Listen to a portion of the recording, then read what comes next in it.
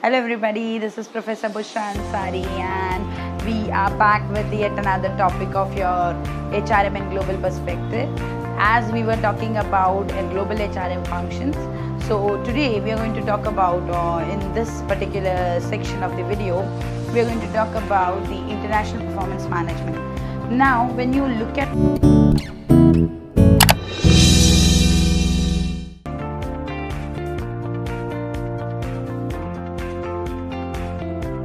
performance management as a subject.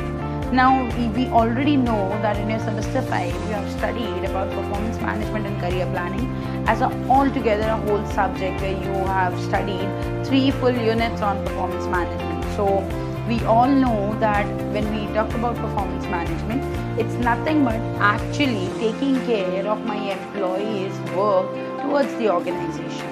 And in return, as an organization, I end up paying a certain amount which motivates my employee to continue the work. Now, when do I decide basically what is performance? Just to give you a brief about this word performance from the whole terminology of international performance management, we are talking about performance is nothing but an expectation set by your employer with regards to your skills.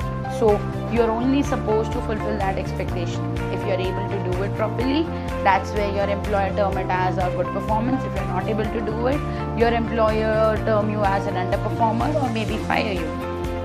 Now, this is something to do with your own way, like your say your own language, your own country, your own homeland. But what if you are an excellent performer over here? Your company and your boss loves you for the way you work. And then they decide that out of your own good performance, they decide to send you to the subsidiary or to some other country for their another office. And there, when you go, you end up experiencing this whole thing or a feeling where your immediate manager feels that you're an average performer or you're not that good as an employee. And suddenly this reality hits you and you're like, how is that possible? I'm a good employee and excellent performance employee at my homeland, and suddenly there is this one fellow who has met me in just a few months and he says that I am an underperformer. And then there is this impact of the factor like that of staying in your organization and staying away from your family. So in this whole scenario, what plays the role is my international performance management. As an HR, you should be taking care of your employees before they leave, as we saw in international training and development. At the same time, when your employees are working in another country, you should keep a connect with them. You should assess and evaluate. Now, it's a normal thing. Now, if I am teaching you, who's going to assess your paper? And that happens with you in your university papers, right? You are being taught by your class, college faculties, but then at the end your papers are assessed by some other faculties. And then this creates the whole anxiety in you. I don't know how the faculty is going to assess my paper, and I don't know what they are going to give the marks. They are going to give good marks or they are going to not like my paper. Same way, I've been working for my company, but then I'm working under some other manager, some foreign country, and I have this anxiety. I don't know if my manager is going to like my performance or not. So to avoid that anxiety and to understand that being an expatriate, even you are going to face some kind of a culture shock, the company takes care of international performance management. The company actually evaluates and assesses your performance at their end as well, so that you as an employee, you don't feel left out. You don't feel that your company has left you at the discretion of the country, like the other country. So it makes them feel that you are connected to them. At the same time, you feel that you're not left out. This is where you talk about your international performance management. Now this international performance management, as usual, the way we spoke about recruitment, compensation, training, same way for performance also, we end up thinking from PCN, HCN and TCN. Let me repeat: parent country national, home country national, host country national, and your third party, that is your third country national. So we talk about PCN, HCN and TCN. Now in this case, when I talk about the performance part again, If it's my parent country, that is, I am an Indian and I am like moving an Indian out there in another country, and then I am assessing, obviously I'm going to give that kind of an affection to my employees. And when it's the host country national, that's my working in US and American, I would end up, or I would say that there would be this kind of a gap between Indian and American, that is Eastern and Western approach. And when you talk about third party altogether, there's absolutely a different country, you end up creating a big void.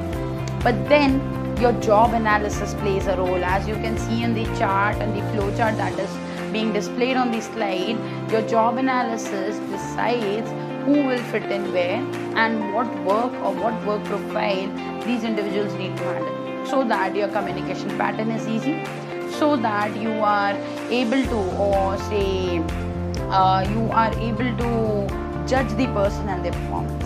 And because of this, the factors which actually influence the performance are something like that of my teamwork, my attitude, the general things which have an impact on my employees' work. We talk about the individual actually facing problem and handling these day-to-day things.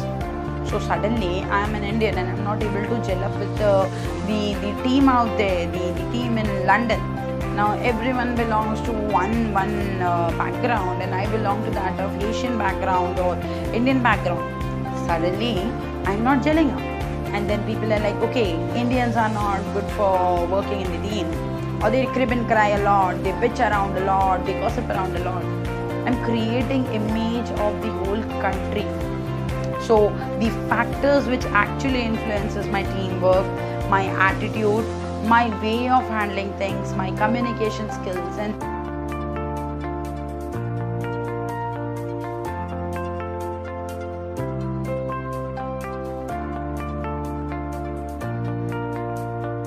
these kind of things which are mentioned on the slide, you can just pick up these things. And just remember one thing, you as a person, when you are being there with someone else, think of your own classroom.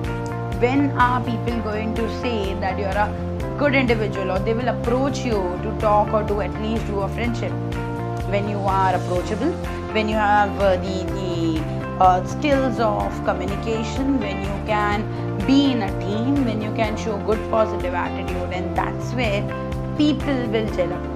That's the same thing in terms of performance. But then there are certain problems.